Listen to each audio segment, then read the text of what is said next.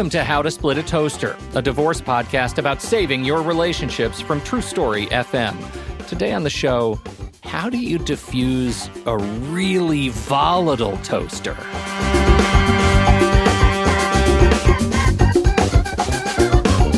Welcome to the show, everybody. I'm Seth Nelson, and as always, I'm here with my good friend Pete Wright. 90% of divorce conflict can be resolved through dialogue and negotiations. But what about that last 10%? Our guest today joins us from the High Conflict Institute, an organization dedicated to that group that engages in what they call high conflict behaviors.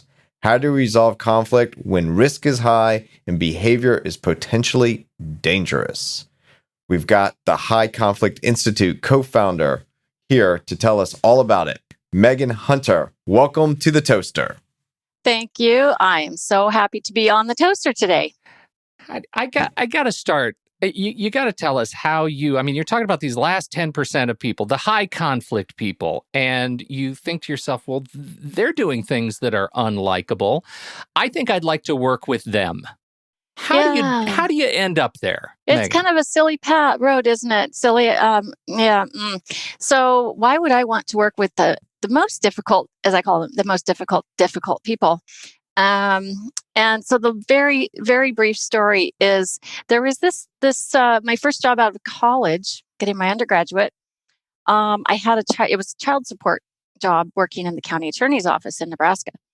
And there was one particular client that every time she walked in the office, I wanted to strangle her, like jump right across the desk. And and just strangle her. But I restrained myself.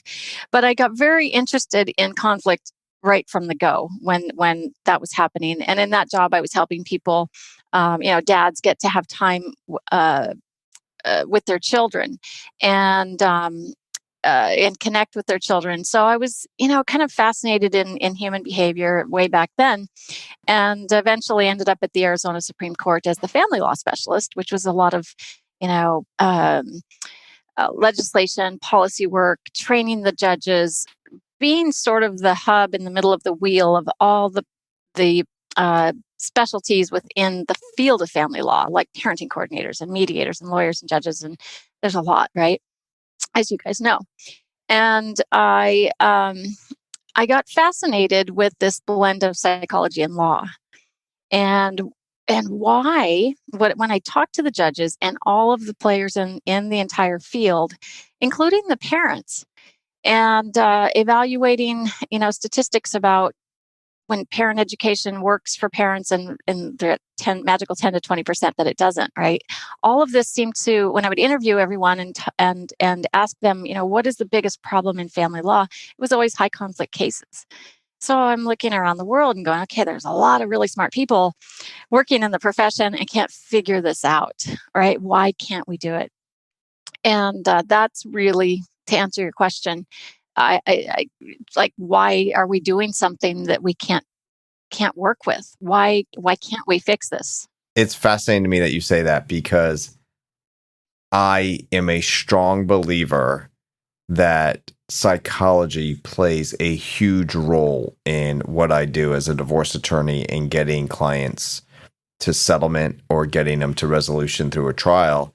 And what I mean by that, I tell people cases settle when they're ready to settle and not a moment before. And you have to change the dynamics of the psychology on whoever is withholding on the settlement. And what I mean by that is maybe that is setting for trial and you have someone very controlling and they now understand when they walk in that courtroom, they are no longer in control. They're treated like a child, speak when spoken to. Or maybe it's when you go to court and you get a temporary relief and the parent that was controlling the money or the spouse controlling the money has to start paying temporary alimony and stroke a big check for their other spouse's attorney's fees. Or the client that was withholding the child from one parent all of a sudden has to give up the child. That's a change in psychology based upon behaviors that are being forced upon them. And I am just so looking forward to this conversation to talk about first, what does it mean to have a high conflict divorce? Every client I say, we'll call it potential client, my spouse is the worst you'll ever deal with. And I'm like, that was the call last time. They can't all be. Right. So what classifies it? High conflict divorce. Yeah, good point. Because the same thing at High Conflict Institute, when we answer the phone or get that email and it says, "Oh, I have to tell you this story. I'm sure you've never heard anything like this before. Mine is the worst, and I'm going to write a book about it." It's always the path. So what characterizes a high conflict divorce or high conflict co-parenting is really four basic things. There are four fundamental characteristics of a high conflict divorce or high conflict situation, right? So there's at least one of the two, maybe both, that exhibits all or nothing thinking, right? So it's very much splitting, dividing, choosing a friend. You become you're first a friend, and then you can quickly become an enemy.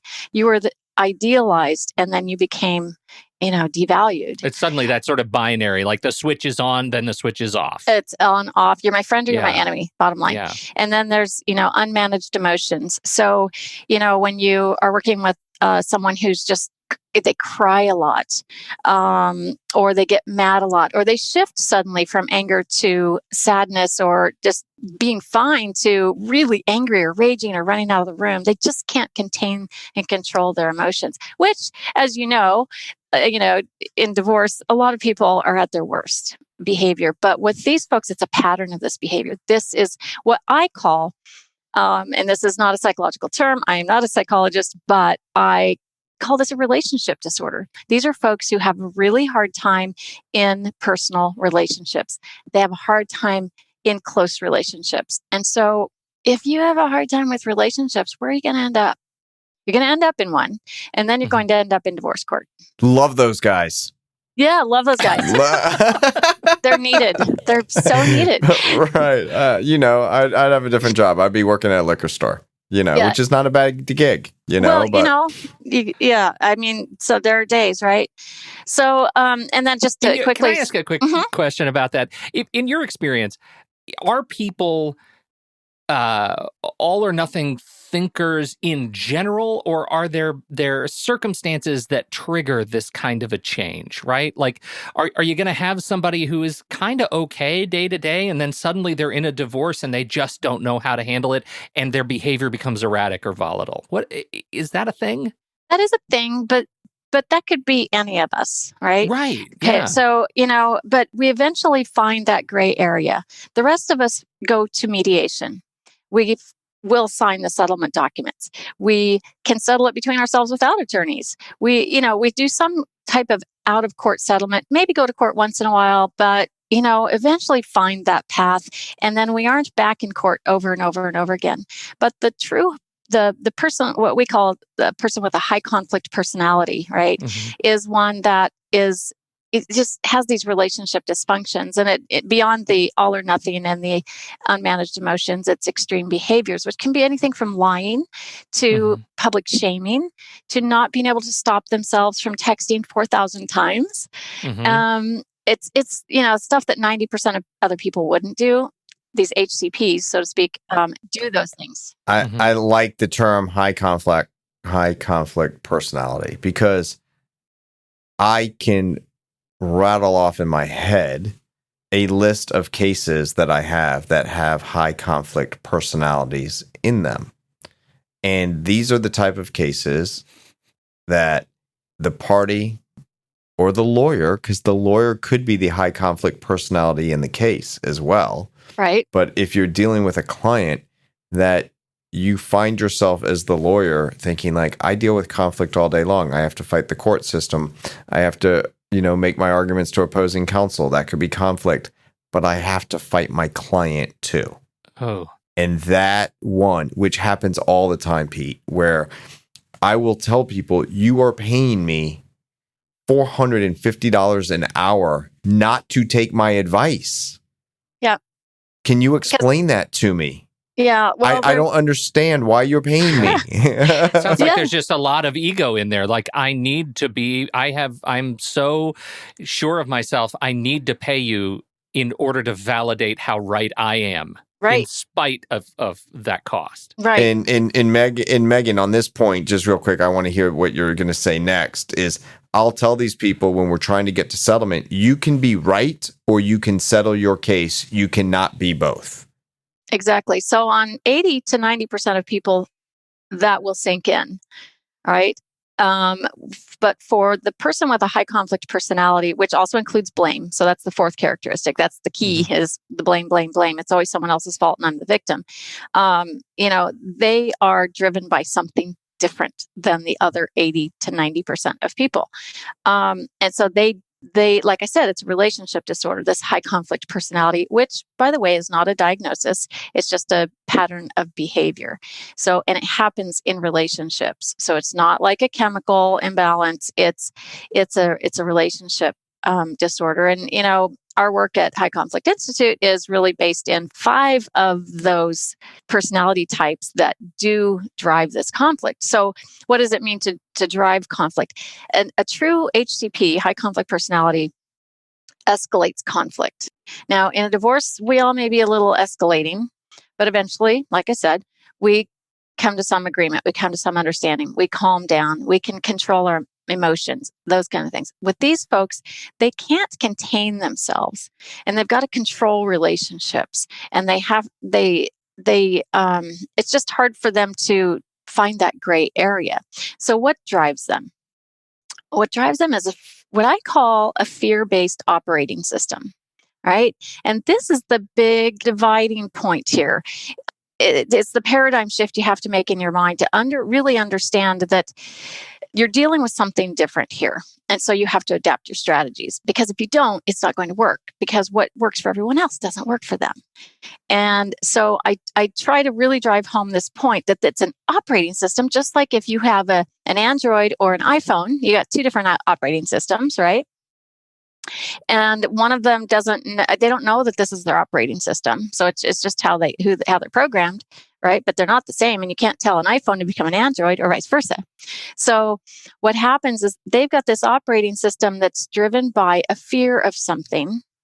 And let's say everyone has a default operating system. So if your default is to feel superior all the time, and you feel good when you feel superior, like you're on top of the world, right? Then your fear gets triggered, and that's all brain stuff. But your fear gets triggered. What's the opposite of superior?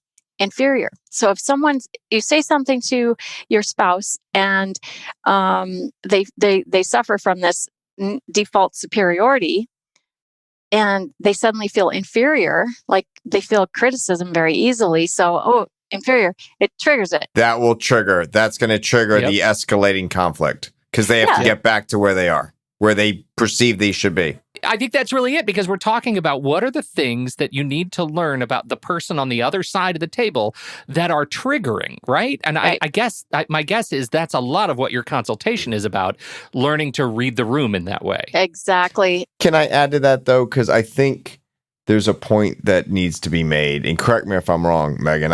Pete loves it when I'm wrong, and so that's why he likes having the guests on. So, It's hard if you're the one that is not the high conflict personality, and the other personality is just coming at you. It's hard to have empathy for them, even though to basically say they're an Android phone. I talk iPhone, so I know this isn't going to work. It's hard to have empathy with that when you're the one getting attacked. Yes, it is. So we're not saying this is easy out there, listeners. We're saying this is really hard for you to actually have empathy. But what happens is if you can get a little empathy to just say, that's the way he's wired, it helps you. And the reason it helps you, it's no longer about you. It's about them. And then it's not you saying they're a psychopath or they're this or they're this, that. You're just saying, that's the way they're wired. I'm not going to change it. I'm going to change my behaviors so it makes it easier for me to deal with someone that's wired in this crazy way. Right, which ultimately decreases your own stress and helps your children. And then you start teaching them those same skills. And you're right, it's really, you have to dig deep and be super, super disciplined if you're dealing with an HCP co-parent, because like you said, you don't. It's just not natural to have empathy for someone who's driving you crazy, who's personally attacking you, being very hostile, undermining your parenting, all of those things. And it's so you really do have to dig deep and do the opposite of what you feel like doing. And then you add on top of that, when you get into talking about, brain science and our amygdalas, they're kind of like Wi-Fi. They're kind of, pinging off of each other. Mm-hmm. And so, your amygdala is watching out for danger and threats.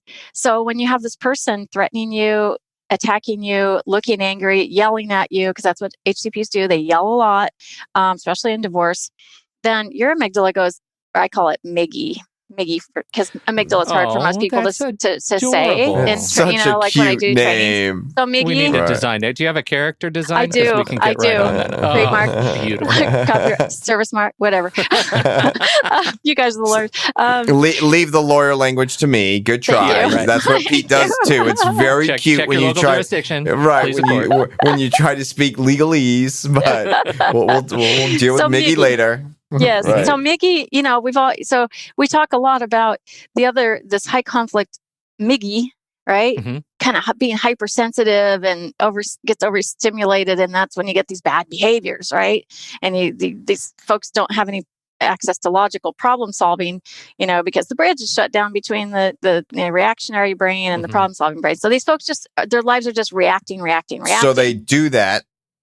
How in the non-Miggy person, right? Or if I'm the guy that's being attacked, Mm-hmm. how do I respond? What do I do?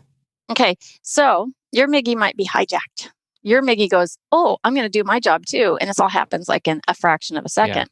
And it goes, okay, well, I'm going to shut down your bridge over to your problem solving side. And I'm going to leave you in your reactionary side. And then that's why you see the non-high conflict parent oftentimes overreacting. And if you're let me make a point here. This doesn't just happen with parents. This also happens with people who are married, don't have kids, and they're going through a divorce or they're in that relationship. Oh, for so sure. we're using the kids as an example, but if you're listening out there, this apply. I've had cases with no kids that were still high conflict, and the judges are looking at me like, we're not arguing about the kids. What's the problem? I said, second thing, Judge, we're arguing about the money, and we're not really arguing about the money. We're dealing with high conflict personalities here. Right. And get to that point, the issues with high conflict disputes, the issue is not the issue, right? That's very important for anyone going through a divorce, family matter, anything like that. Especially a high conflict one. The issue is not the issue. The personality is the issue. And so we often get caught up in and stuck in the issue, fighting about, you didn't let me see the kids, you took the money, you cleaned out the bank account.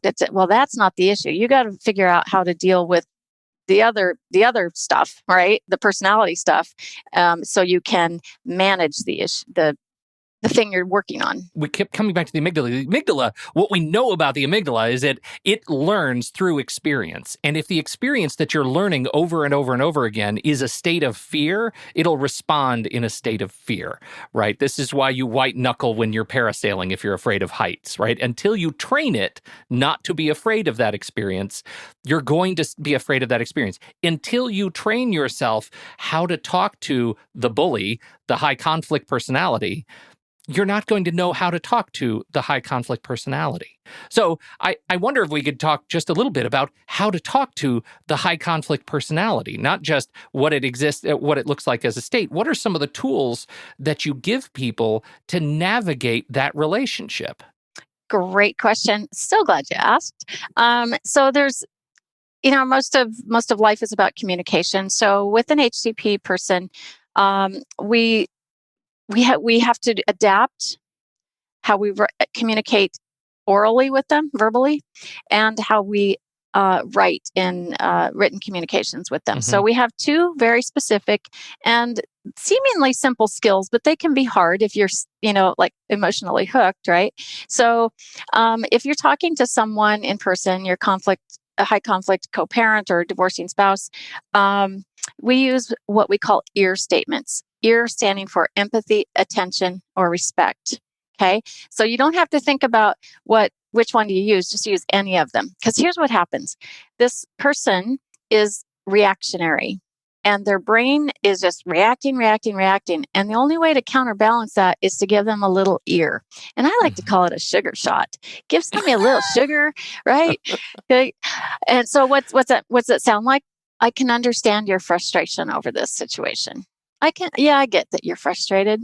And so you're using words that you don't feel like saying, but they have a little bit of empathy or a little bit of attention. If you're dealing with someone that's really self-absorbed, like a narcissist, you use the word respect a lot because they really dig that. And it makes give them a sugar shot, right? And it calms I respect them. you. I respect your position. I respect your position. I hear you. I hear see you. you. So I Pete, hear you said one that I never use. So it struck my ear when you said it. Is what is it? What do I do? I understand. That's bad. understand. No, I understand how you feel because they say no, you don't. So oh right, yeah. Look at that. So you could never understand how I feel. Exactly. So what I always do in that situation is I say, I appreciate where you're coming from. Okay. Because now it's about me. I appreciate you. I appreciate your position. That's validating them because now they can't say, no, you don't. That does no longer make sense. Mm-hmm. Right? When I say, I understand your position. No, you don't. Because if you did, you would agree with me. Right? Yeah, of course. Of course. I appreciate it. I might not agree with it, but I appreciate where you're coming from. So, Megan, let's just give a little quick, I appreciate where you're coming from. I appreciate your position. Other adjectives you just quickly ran through were, you were talking about, I respect what you're saying. Yeah. What were some other ones? I get where you're coming from. Let's see if we can figure this out together. I use a lot of let's or we so that they don't feel singled out and it feels less maybe onerous or they don't get as defensive maybe. We're on a journey. We're going in the same direction. Yeah, we're going Anything in the same direction. to define alignment? Yeah, kind of. But when they're really upset, it's more about them, right? So you giving them that little sugar shot that makes them, it's just like if you think about their right brain on fire, you're the firefighter with the hose that's giving, spraying it with water that's full of ear statements, right? And so I can respect that. And then it's not just the words you say. It was empathy. What was the A again? Attention and respect. So let me tell you, those are the three things their brain is craving. Okay. It's because I want to be clear here. These are not bad people. Yeah. Right? These are people who have a personality they've had that's been forming their whole lives. They don't even know that it's not like everyone else, and that it's not in the range of behavior that people would call typical, and it's not serving their best interests in this situation. Right? I mean, that's another thing. It's a square peg round hole. Okay. So we give them the sugar shot. Then what do we do? Okay, so that kind of calms them, but there's just two little important factors with the sugar shot, and that's you keep your voice calm, which, like for me, that's a really hard thing. When somebody else escalates, I tend to escalate. When I get mad, I escalate my volume, and you've just got to avoid that. You have to avoid smacking your forehead, which we do with our divorces. My favorite emoji. Right? Exactly. Or rolling your eyes, or that's the second one. Exactly. So you have to avoid those things and just be calm and kind and objective. So ear and use a calm tone of voice, because let me tell you, Miggy is super sensitive to tone of voice, particularly with people with one type of personality. Some are so hypersensitive to tone of voice that what you hear as not a condescending tone of voice, their Miggy does. And that's it on fire. Megan, my girlfriend says to me all the time that I have stern voice. I have a voice, she calls it stern voice, which used to make my kid cry. I know, it's sad. It was so sad. I know. He deserved it. No, not at all.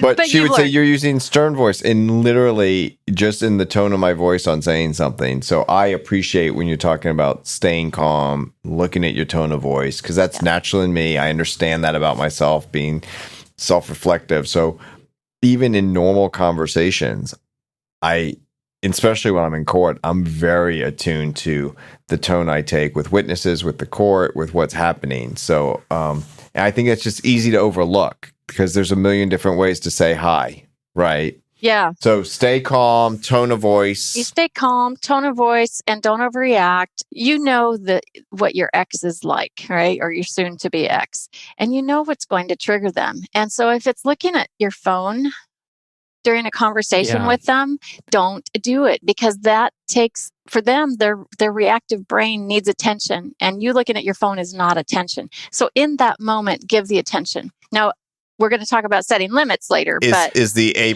answer? I really respect what you have to say right now. Let me put my phone away to focus on that. A+. A+. Nice. You're always doing that, going a gold star, going for the gold star. I got to go for it. I got to go for it, Pete. You can't just do ear statements forever, right? You use an ear statement to calm someone. But then if you're trying to get through a process, trying to have a conversation, you're in a mediation, you're exchanging the kids for the weekend, you're talking about the bank account, I don't know, whatever, right? You've got to still talk about the issue.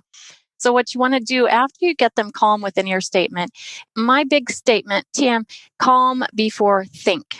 You want, where we typically get it wrong with them is to get people thinking, you're explaining and arguing with them, and it always escalates if you don't have them calm first. And so that's the paradigm shift here, is you have to focus on getting them calm, give them a little ear, and then get them thinking. And you get them thinking by asking them questions. And that shoves them over into problem-solving brain. And when they're in problem-solving brain, at least you can, get somewhere. And once they're there, you get them analyzing options. Well, would you like to pick up our little guy at 2:00 on Thursday or 5:00 on Friday? So you're giving them two choices, and that forces people to think. Thinking is a calming activity. So instead of getting yourself engaged in the argument, now you're just going on this journey. As they escalate and go down, up and down, you go, okay, they escalated. I'm going to give them a little ear, and then I'm going to get them thinking again. And I'm just going to reiterate, this is a lot of work. This is a lot of work for the non-conflict party. We're giving you these tools. We're not saying that this is easy because you're being attacked. They're coming at you. You want to either flee or fight. But in the long run, if you can learn these skills, because the other person's not changing. And if you want to keep on that merry-go-round, you can, and you can have a high conflict divorce. But even sometimes when you do all this, we're not saying it necessarily works every time. There are some people that no matter how empathetic you can be and how calm you can be and not overreact, they still are who they are. These are just what I like to call tricks of the trade, to see if we can change some of these exchanges of, or if we can change some of these interactions, is really important to understand. We are not saying this is easy. No, and it takes practice, and you'll screw up. And if you're a parent out there, a spouse, anybody who's if you're going to screw up, you're going to make mistakes. You're human. Your Miggy's going to say, "Hey, I'm mad," and so guess what? You move on. You repair it. You do it differently the next time. You try ear again. You set a limit, whatever. But it's good so it's good for people to realize you got to get into kind of a rhythm. You make it a shift. And we've written some guides like high conflict co-parenting survival guide, so that these are hard things to do. This is, kind of like going to, what's the, not Alcoholics Anonymous, but the one for the family members. You kind of need support groups, and like you Al-Anon need Al-Anon. That's it.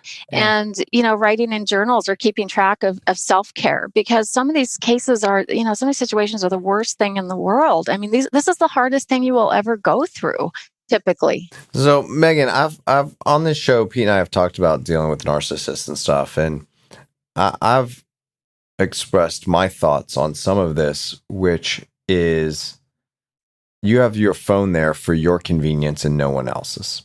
Mm-hmm. So if someone's blowing up your phone and texting, don't check it. Don't don't react, respond. Reaction is without thought, responding is with thought. And sometimes don't respond at all. If there's nothing to respond to, and when you change that behavior and you don't engage, that really throws these high conflict personalities for a loop. Is that accurate? If you're not taking the bait, if they've been pushing your buttons for 5, 10, 15 years, they know how to push your buttons. They know how to get what they need out of that interaction, even if it's conflict. And all of a sudden, you stop. How does that impact them and impact the person who's receiving that? Just feels like that would be yet another trigger. Yeah. Well, it could be if they feel dissed. So if you're talking about a narcissist, they need to feel superior. And so this is kind of part 2 of the question earlier about communication. So I just talked about the using E.A.R statements and then getting people calm before thinking. That's how to do it in person. But in writing, as you know, in divorce and co-parenting, it's just like texting and DMing and emailing. It's just nonstop. So you can tell a true HCP when they can't stop themselves. Right? They really lack impulse control. They don't restrain themselves. They just can't stop themselves where other people can. Okay, so we engage and we don't know what to do, and we feel attacked. So we feel like we have to defend ourselves, and there's all these allegations, and my lawyer said I need to, so they end up putting too much stuff in. But here's what happens. Okay, so let's say the HCP's Miggy goes, right brain's on fire, no problem solving going on, gonna text, I'm mad, I'm gonna text right now. There's not even any thought put into it. It just happens so quickly. And that's because they feel all that anxiety and angst right in that moment. It's just all reactionary. And as soon as they get that out into a text message or into an email, it's out of them. I call it verbal vomit through the keyboard, right? And now it's out of them and their anxiety goes back down. Guess where the anxiety just landed? The verbal vomit just landed on the other person, right? You, the co-parents or the ex-spouse or soon to be. And again, we've thrown the power imbalance back out of whack, right? Because now that person has used it as a way to sort of take control. Right, exactly. And so you have to, again, get disciplined. And so what we say is, number 1, do I need to respond? And I tell you what, I'm sure you guys have seen this, where people will just perseverate over this stuff for days, weeks. How do I respond to this email? And they lose sleep over it and everything. And instead, we teach BIFF responses. Number 1, do I need to respond? Typically, a lot of times you don't. Number 2, if you do, you sit down and this takes thought. You use BIFF, B-I-F-F. B for brief. It can only be 2 to 5 sentences. I for informative. Stick to the straight facts and information. Don't be defensive. Don't respond to every allegation. Don't respond to personal attacks, right? Just ignore that baloney. And then the first F is friendly. Just have a friendly tone, which is kind of like the E.A.R thing we learned, where it just calms the Miggy. Just hi, or, if it's an email, it's easier to do that than texting, where you don't have a greeting and closing, but it's just a friendly tone. And some people are, they're mad and they're worn out. So it's hard to be friendly, but that's why we BIFF it, so we can make it a little friendlier. If you're a sterile kind of cold person or business-like person, you might have to sugar it up a little bit. And then the last F is firm. And that means you just close it firmly, meaning it's the end of the conversation, without being mean about it. And then if it's something where you need them to respond to you about, selecting, when you're going to exchange kids or whatever the case may be, when they're going to drop the check off, you give them 2 choices or more. So it gets them focused on making a choice. So that's the BIFF approach. Less is more. And on informative, and really enjoyed when we were kids and we had to diagram sentences. I love that. I hated that. Okay, that was my worst thing ever. Right. So, and I don't know if they even teach that anymore. So, but I say no adjectives. There's no reason to have descriptive terms. Like, just get rid of the adjectives. Okay. I like that. And then on friendly, you can start, hey, thanks for your text. Now, tone is really hard in text. Okay. So that's in writing, it's also very difficult. But sometimes you can say, I know that tone is difficult in text messaging.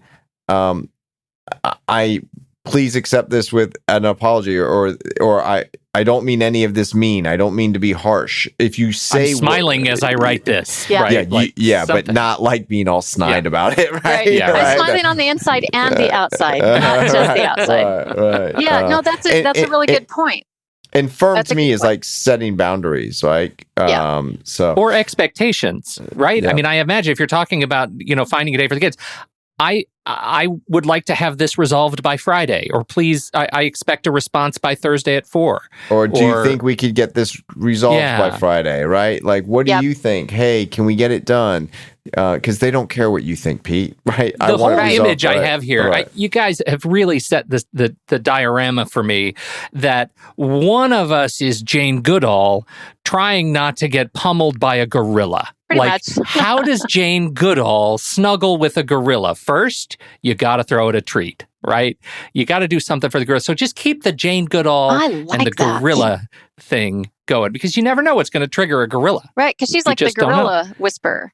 But yes, let me that really sparked something here. So what we find, and if you're a parent out there, divorcee, listening to this, and you know what you're dealing with, you've been frustrated and all that, and you're probably thinking, this person I'm dealing with is so unpredictable. Listen, these are the most predictable people on the planet. When they feel upset, they're going to blow, and they're going to make it personal. They're going to make it hostile.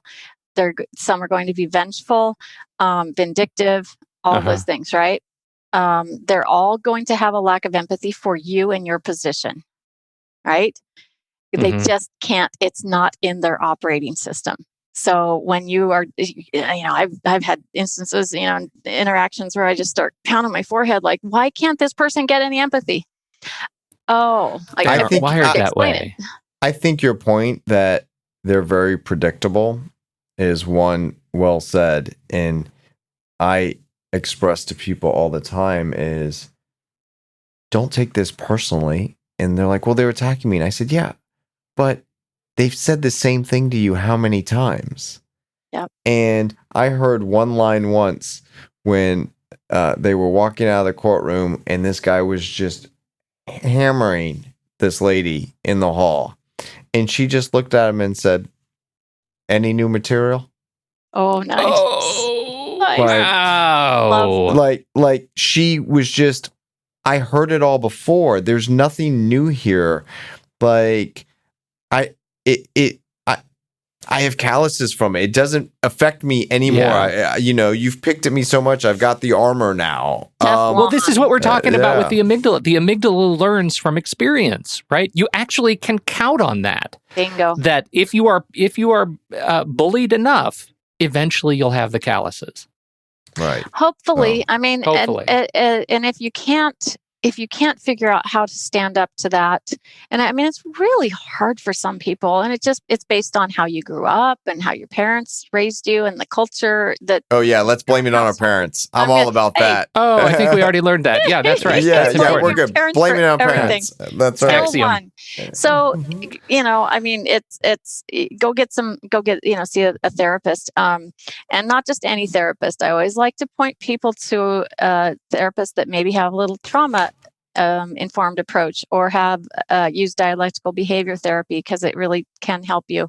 And if you find yourself never being able to stand up to that bully or to the rage, because with some, like someone with true borderline personality can experience rages that are beyond, they're out of this world. Right. And that's, you've got 911. We're not talking about domestic violence. Let me be very clear. We're not talking about domestic violence. We're talking about someone that is over the top in their reactions, how they speak to you. This is when people call and say, well, they're very verbally abusive. They're very emotionally abusive. We're not, if you are in danger, you need to call 911. Amen. So let's be clear on that. But also not responding, especially when you're not living together, you don't have to respond to the text. And there's reasons why we have stalking laws. When they start following you and showing up and you're at that extreme, call the authorities. We're talking about behaviors where someone is verbally aggressive, where someone is over the top in their reactions. So we just want to keep that in mind for everybody. And I mean, you are going to see with this high conflict personality, this may be where you do see some violence, and it's because they can't restrain themselves in some instances, and they have a lack of impulse control, and the rage is so heightened that whatever's in the hand goes flying out, or there is a punch or whatever. So, like you said, call 911. Find any resources you can for protecting yourself. But yeah, these are difficult situations. I just wanted to give one little extra tip on the BIFF responses when we're communicating by email or text or anything. Before you hit send, do a BIFF check. Is it brief? Is it informative? Is it friendly? Is it firm? You can find all this stuff on our website. There's a book called BIFF for Co-Parent Communication. It's been number one on Amazon in family law for 7 or 8 months now. Love nice. that. Outstanding. Yeah. Pete's going to give you a free plug at the end. You didn't even have to slip it in there. No worries. You know what? It's in the show notes, everybody. Don't just tap the show notes. It'll take you right there. You can get it yourself. Right. I didn't write it, but I published it. But anyway, it's so good. And then you follow it up with, does it have any of the 3 A's? Does it contain advice? Because guess what? An HCP is not going to take advice. It's just going to, right? Back to the conflict, gorilla. And does it contain admonishments? Well, you should have done this. If you'd have done this differently. And I tell you what, people think they don't do this, but we all do it. We all do it because it's really, their weaknesses are very obvious to us. When we critique our shows, Pete's whole line is, Seth, you should have said this. You should have done that. Why didn't you do this? I'm well aware of what you're talking about, Megan, here. Don't worry about it. We're good. Okay. And then the last A is no apologies. Now, this is the one that always gets people a little funky, right? Well, why? What do you mean no apologies? Well, what happens is we get a little bit we can go back into the role we used to be in with this person where we feel, attacked, or maybe we go into a submissive, passive role. Mm-hmm. And we apologize out of that anxiety or out of that old pattern, or just to make ourselves feel better. So you're doing it for some reason for yourself. And it usually is bad because it just validates that in that person's mind, the true HCP, that it is all your fault, right? Yeah. And so if you're apologizing, and they're back in the top. Yeah, so you're right you take back. apologies out. Now, if you've done something wrong, it's fine to apologize. Let's be very clear. But for the most part, what we see, and we've been doing this 15, 20 years, is people saying, "Oh, I'm sorry," and they're only doing it out of anxiety because they've been attacked. Right. That is great words to leave us with. It's just remember, what is your natural stance? I think I was once given the, I think, possibly backhanded compliment that I could make for a great Canadian because my natural state is, oh, I'm sorry. Yes. I'm sorry. It's just a cultural thing, right? I train Australians all the time in divorce industry, financial industry, customer service, ombuds, and it's just like Canadians. Everything's I'm sorry. It's a hard one. It's hard. It's hard for everybody. And these are some great tools and tips. Can you please tell the good people where they can find out more about you and your work? Well, I appreciate that. So we have a website, highconflictinstitute.com, and that's for professionals and anyone to get more information. Lots of free articles. My co-founder Bill Eddy is the genius in the picture, and he just writes really good stuff. And then we've just started a new website in the last year called Conflict Playbook, and that's online courses and support groups for parents or anyone in the divorce dealing with a high conflict person, just to get some extra support and learn how to BIFF and how to use E.A.R and those kinds of things. And then you can find our books anywhere books are sold, hard copies, digital, audio, things like that. Oh, and we have a really good one called Dating Radar, so you don't do this again. Oh, that's good. Outstanding. So you don't date the gorilla. I love it. That would be a great subtitle. I'm going to call you next time I need a subtitle. You know what? I am really good with anything pretty much gorilla related. That's where it stops. But I'm going to call you the Gorilla Whisperer from the now Gorilla on. Whisperer. Yeah. Outstanding. And for Christmas, I'm sending you some bananas, brother. That's what's happening I'll now. take it. I'll take it. I'm a real Donkey Kong.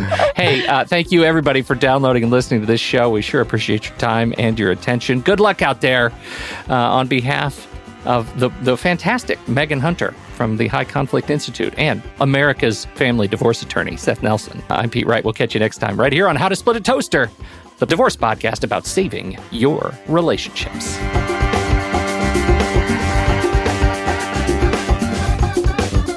Seth Nelson is an attorney with Nelson Coster Family Law and Mediation, with offices in Tampa, Florida. While we may be discussing family law topics, How to Split a Toaster is not intended to, nor is it providing legal advice.